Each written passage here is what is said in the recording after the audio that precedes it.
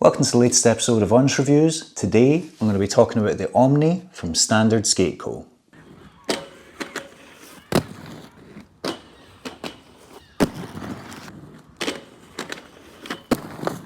Ever since Standard was announced last year, I have been fascinated with the brand. I really like their marketing, I really like their branding, I love their slogan, the standard is for everyone, and then when the team was announced, that just had me hooked. They've got Stefan Brandow, Yandriel, Silverio and Weis. I think all of those guys are phenomenally underrated. Yandriel and Brian in particular are two of my favourite skaters to watch. Every time they've got a new section out or a new Instagram clip, I am locked in. So I just thought it was brilliant that they were getting a chance, and I do think it is a really great, well-rounded team. Then, when they first put up images of the Omni, I was like, yep, simple, nice design, nothing too garish, just something that blends in nice and well. I really like how they launched this skate. They offered it in a variety of options, so you could either buy it full setup with a flat frame setup, you could buy it full setup with anti-rocker, you could buy it boot only, or you could buy it shell only without a liner, which I thought was just fantastic. I don't know why more skate companies don't offer this option, because most people these days have a liner that they prefer. I've been using Intuitions now for years and I very rarely find a stock liner with a skate that I like. I usually end up swapping it out. So I ordered this. It was only £140, which I think is a brilliant way to test the waters, especially for a new brand, because it's not that much of a commitment.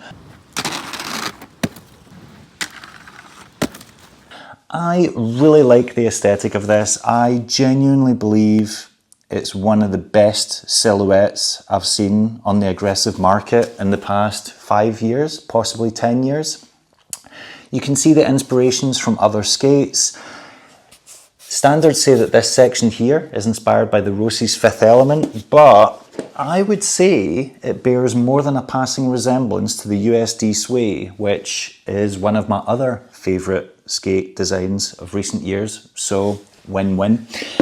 I really like that it comes with a nice generous sole plate, because if you're like me and you miss grinds a lot, that always comes in handy.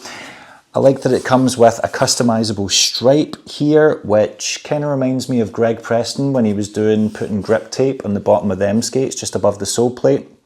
As you can see, I have not customized mine because I just couldn't be bothered. The only part of the skate that I was a little bit dubious about when it was first released was the buckle. Now, if you've watched any of my videos before, you will know that I am fantastic at breaking buckles. It's one of my special skills. And this one comes with a pretty cheap, just kind of click, close buckle. It's got the button that you can lock. And I thought, God, Standard have kind of cheaped out on the whole buckle thing. But Kaiser have got their most recent buckle, which they're kind of claiming makes it harder to break, and it comes on those USD Sways, and I've managed to break 3 this year alone, and I actually swapped to this buckle on my USD Sways, and since then I haven't had any problem. So the only reservation I had before this arrived was the buckle, and it turns out that simple is probably better. As I mentioned, I went for the shell only option because I wasn't really into the design of the frames that Standard came up with. I thought the H block was a little bit too shallow for my tastes and didn't offer enough wheel protection. I also didn't want to take the risk on the stock liner, and I'm glad I didn't, because when I went to Winter Clash, the first thing I did was go to the booth to try this out with the stock liner on. And this is a size large, and with the large and the stock liner, I could get my foot in, but it was pretty uncomfortable. I could feel my toes crushed up against the end of the shell. So I knew that if I used the Intuition V2 liner, which is one of the thinnest liners on the market, I had much better hope of fitting into a size large shell, because I didn't want to go up to the extra large, because then my foot would just be swimming in it and it just wouldn't feel as nice. After Winter Clash, these started appearing on people's Instagrams all over the world, and the UK was one of the last to get them, which absolutely devastated me because this is the first time I've ever pre-ordered something. So just watching all these other companies get it first just was, yeah, devastating. In fact, I think the only countries that didn't get it before us was Canada, maybe, if I've got that right. But they arrived and I was very, very impressed with the build quality. Just think it's a very beautiful skate, very pretty to look at, you know, nothing just kind of jumping out, very subtle, which suits me down to the ground. I also like that it comes with 2 heel pad options. So in the skate, I've got the white heel pad, which is the harder one. And you also get the option of the black heel pad, which is softer. So you can either use the white heel pad, you can use the black one, or you can layer them up. Or, as I've done, I have used the white heel pad plus my Intuition plus the Intuition heel pad. So a really, really thin heel pad on top of a hard one. On initial inspection, the only issue I found with this skate is that the screws at the front were sticking up and getting in the way of the UFS channel, but this is a commonly known problem. There was washers underneath the screws, so remove them, tighten the screws, problem solved.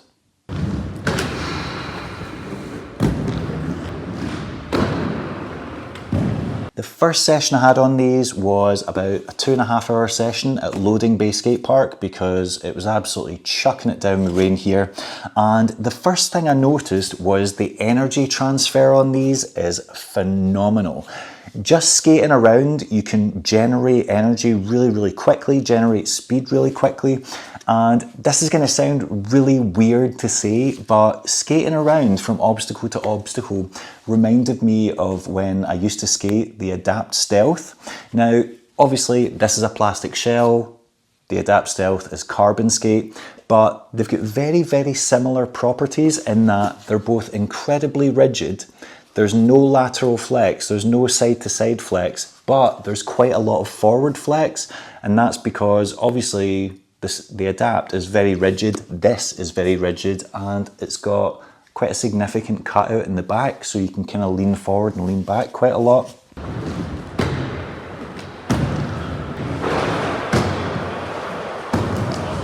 Where those comparisons ended is when you do a grind, because the reason I stopped skating Adapts is because whenever I was doing top sides, the skate would just dig into the side of my calf and it was just really painful and no amount of heat mode and fixed it. That did not happen with these, but the first kind of thing I noticed was everyone online was talking about how rapid the sole plate was, and I didn't have that experience. It didn't feel particularly fast. In fact, I was sticking on quite a lot of things. I think a lot of that was to do with being at a skate park and just not knowing the conditions beforehand. Like, had it been waxed recently? Was there a lot of dirt on the coping, etc.? But managed to last a couple of hours on them. I did start to get a niggling pain on the right skate, so I started to get a little bit of pain in the ankle, and I was starting to get pain in the toes where I was having to kind of kick my heel in a lot. Now, it wasn't anything particularly bad, it wasn't like ruining the session. Like I said, I managed to skate for 2.5 hours, so nothing too uncomfortable. And I was able to do all my tricks. Top sides felt fine, normal sole grinds felt fine. Royales did feel a little bit harder than normal. You felt as if you kind of properly had to bend your knees and like sit into it. The same with Farves, but Unities and Savannahs and stuff like that were fine. However, the next session I went to a street ledge, and that's when I noticed the properties of this sole plate. I was able to grind longer on soles, like really lean over the ledge and not come off, and this was lightning on concrete. I don't know if you guys have skated this in anything other than skate parks or if you've been on handrails or ledges yet, but on street spots, this is wild. Top soles, top acids, sweat stances, cane grinds, soles, rapid.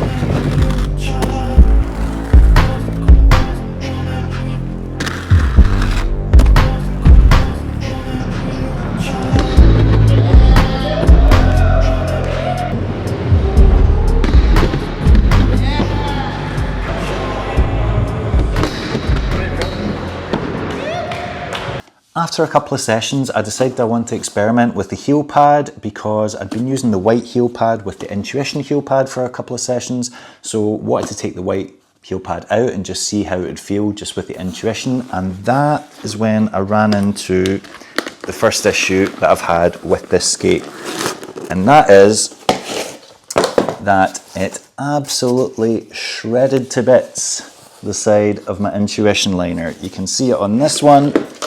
If you look closely, you can see that on both sides of my Intuition V2, there is damage, rippage up near the second highest eyelet, and that just so happens to line up perfectly with where the buckle screws are on the Standard Omni. So I had a little bit of a feel around and noticed that the screws protrude quite badly on the inside of the skate on pretty much everything, and turns out it was ripping the crap out of it. Had a little feel around the bottom of the skate, and it turns out one of the screws was also sticking up as well, and that put a hole in the bottom of the liner. However, I do want to stress that this problem is not exclusive to the Standard Omni. In fact, I've had it with multiple skates. With the Them 909, the cuff bolt receivers ripped my liners, and with the USD Sway, the cuff bolt receivers also ripped my Intuition liners. So it's just something to look out for. If you get the Standard Omni, I would put some masking tape on the inside, covering everything up, just to protect your liners if you've got expensive liners like me that you want to last. To be honest, it's not that big a deal. It's not like it's not uncommon in many skates, and I'm kind of more just annoyed at myself for not checking because, yeah, that is just something you should do, especially knowing my history with other skates. So, not that big a deal and easily resolved.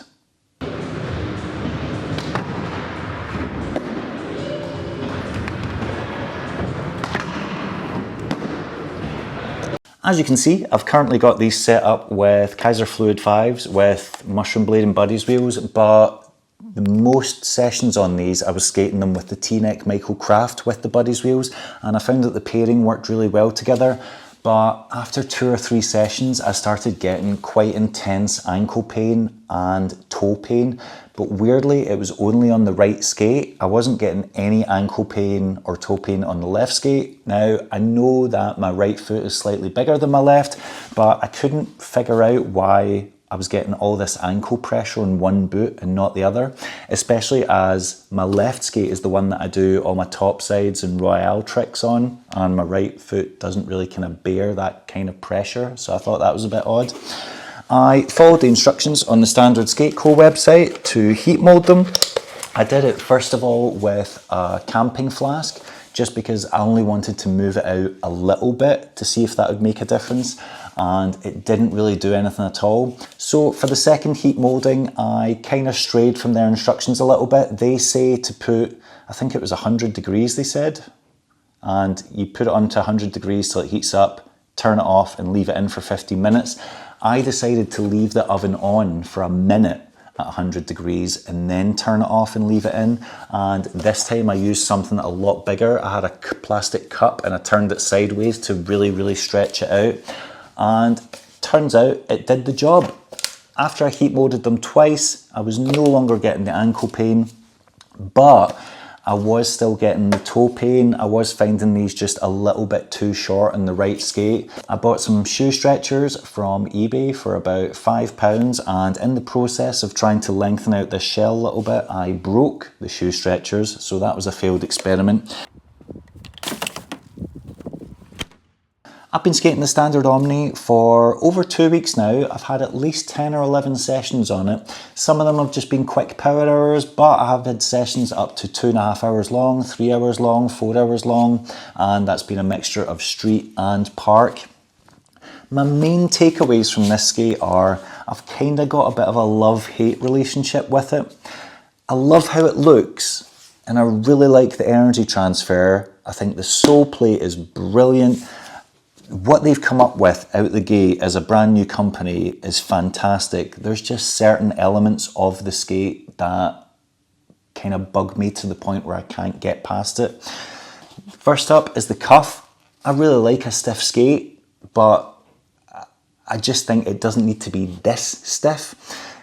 Making it an all-round skate, something that you can use for recreational, long distance, even wizard skating if you're wanting to, the Standard Omni fits that criteria. But in terms of aggressive, I do feel like the cuff needs to have a little bit more give than it does. I don't really feel like the cuff has any give. In order to do royales and farves and topsides, you're very much having to just fully bend your knees and like bend all the way, as opposed to getting any ankle flex whatsoever. The other issue is, and this was kind of the deal breaker for me, is the sizing. And that's pretty much all my own fault. I ordered the wrong size.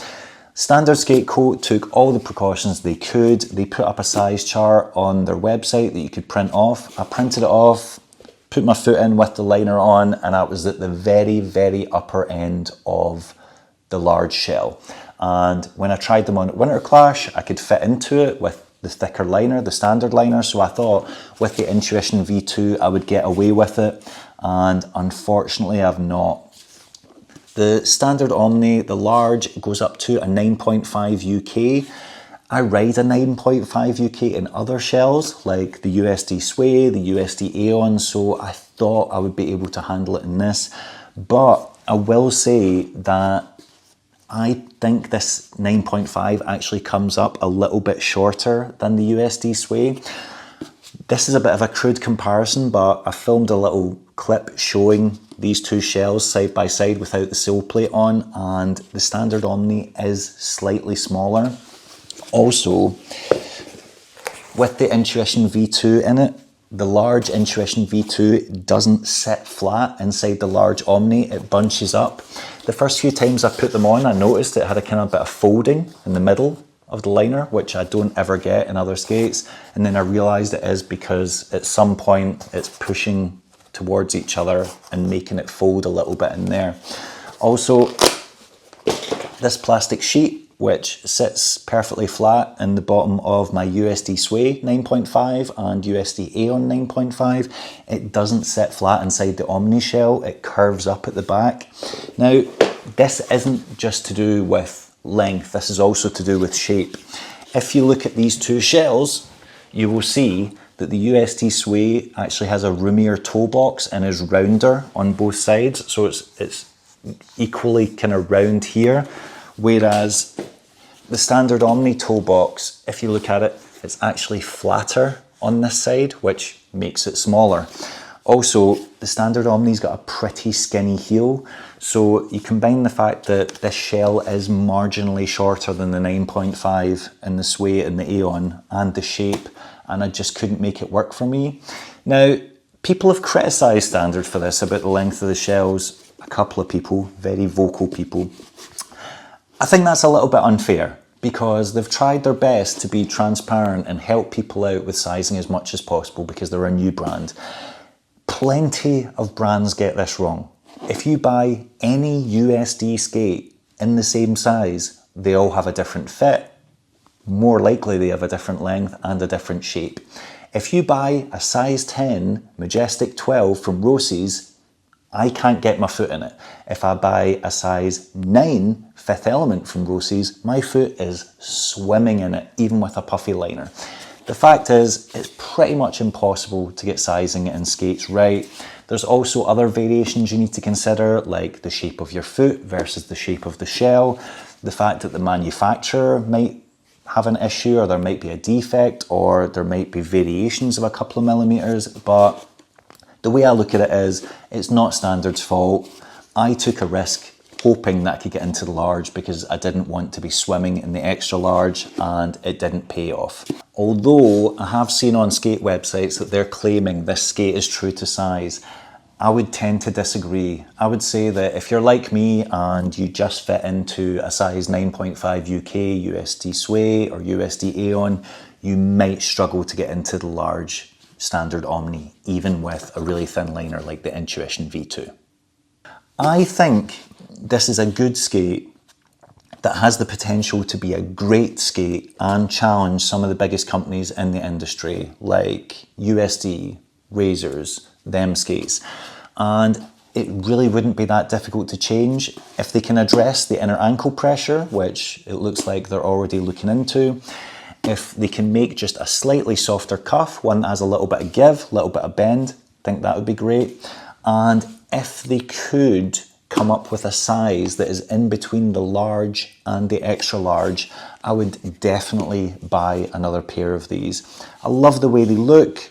For the most part, I liked the way they fit. They were just a tiny bit too short, literally a few millimeters too short. I really liked the way this skate grinded. I thought the sole plate was fantastic. I just didn't really enjoy doing royales and farves as much in these. But again, that was nothing to do with the sole plate. That was more to do with the cuff. All the fixes that I would like to see happen in this skate, or changes that I would like to see that would make me enjoy them more, are easily doable, and apparently Standard are already looking into getting softer cuffs. I did a podcast with Yandriel, Silverio, Stefan Brandow and Brian Weis, and they said they're already testing out new cuffs. So it's very possible that the next skate release they have, which is at the end of the summer, could feature a softer cuff with more flex, more bend, making my issue with royales and farves obsolete. It's also worth remembering that it is near on impossible to get a skate perfect straight out the gate. Them skates couldn't manage it with the 908. In fact, they couldn't manage it with the 909 either, and there's still, I would argue, certain issues with them 909. Mesmer also had issues with their first release in terms of sizing, in terms of the sole plate. Shadow have pretty much always had issues and continue to have issues, even though Powerslide have got a wealth of knowledge and experience into their hands. I genuinely believe the Standard Omni has the potential to be one of the most popular skates on the market, one of the best skates on the market. I just think it needs a little bit of fine tuning. However, the ideas are there. It's got a great silhouette, it's got a brilliant sole plate. Really like this stripe design that they've come up with. Still stand by the fact that having a riveted cuff is great, even though I don't like the cuff that is currently riveted onto it. I'm not really a fan of customizing and putting parts from different skates, different skate brands onto a skate, so I would never use another brand's cuff on this anyway. I would just choose to not skate it. But I can definitely see myself buying another pair of these in the future. And I'm really excited to see what Standard Skate Co do next. I really like everything they've done so far in terms of their branding, their marketing, their transparency. I think they'll continue to do that, and I wish them all the best. And if you haven't tried these yet, you can literally buy a pair for £140 shell only. So even if you hate them, just swap with someone or sell them, or it's not that big of a loss of investment as opposed to spending £300, £400 or £500 on a pair of skates, discovering you hate them, and then you're just taking this major hit to your bank account. I just really wish this skate worked with my big, stupid shovel feet. As always, I want to give a giant shout out to my Patreon supporters. They are listed on the screen now. You can join the Wheel Scene Patreon for as little as £3 a month, and there's a ton of videos on there that are not on the YouTube channel. Your support is greatly appreciated. If you don't own the Standard Omni, leave a comment, let me know what you think. If you do own the Standard Omni, leave a comment, let me know what you think, whether you like them, whether you dislike them, what changes you would like to see made. I think Standard Skate Co has a really bright future, and I'm excited to see what they do next.